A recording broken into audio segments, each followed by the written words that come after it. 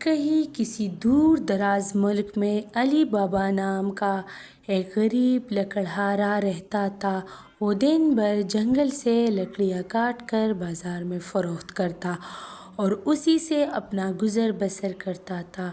اس کا ایک بھائی بھی تھا، قاسم، جو بہت دولت مند مگر لالچی اور خود غرض تھا۔ ایک دن علی بابا جنگل میں لکڑیاں کاٹ رہا تھا کہ اچانک اسے گھوڑوں کے ٹاپوں کی آواز سنائی دی۔ وہ فوراً ایک درخت پر چڑھ گیا اور وہاں سے نیچے جھانکنے لگا۔ اس نے دیکھا کہ 40 چور گھوڑوں پر سوار ایک بڑے پتھر کے پاس آ کر رکے۔ ان کا سردار آگے بڑھا اور بلند آواز میں بولا، "کھل جا سمسم"۔ جیسے ہی یہ الفاظ ادا ہوئے، بڑا پتھر جدا ہو گیا اور اندر ایک دروازہ کھل گیا۔ چور اندر داخل ہوئے اور کچھ دیر بعد جب وہ باہر آئے تو ان کے تھیلے خالی تھے، گویا انہوں نے اپنا خزانہ وہیں چھپا دیا تھا۔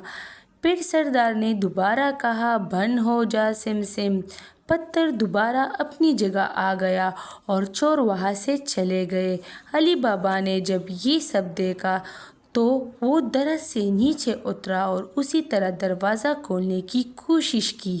اس نے کہا، "کھل جا سمسم"۔ فوراً غار کا دروازہ کھل گیا۔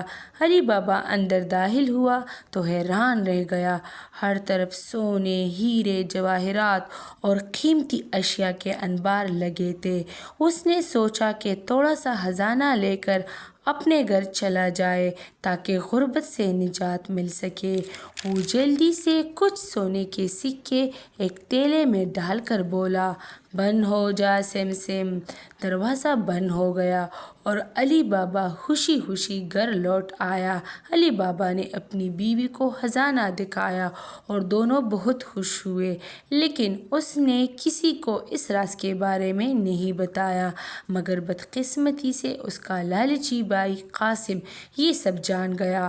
وہ علی بابا سے حسد کرنے لگا اور اسے مجبور کیا کہ وہ اسے غار کے بارے میں سب کچھ بتائے۔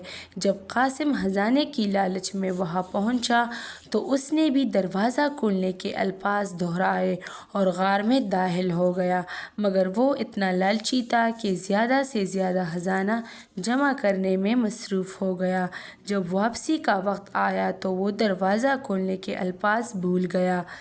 اچانک چور غار میں واپس آ گئے اور قاسم کو وہیں پکڑ لیا۔ انہوں نے اسے عبرتناک سزا دی تاکہ کوئی اور شخص ان کے خزانے تک نہ پہنچ سکے۔ جب چوروں کے سردار کو معلوم ہوا کہ کوئی اور بھی ان کے خزانے کا راز جان چکا ہے تو انہوں نے علی بابا کو تلاش کرنے کی کوشش کی۔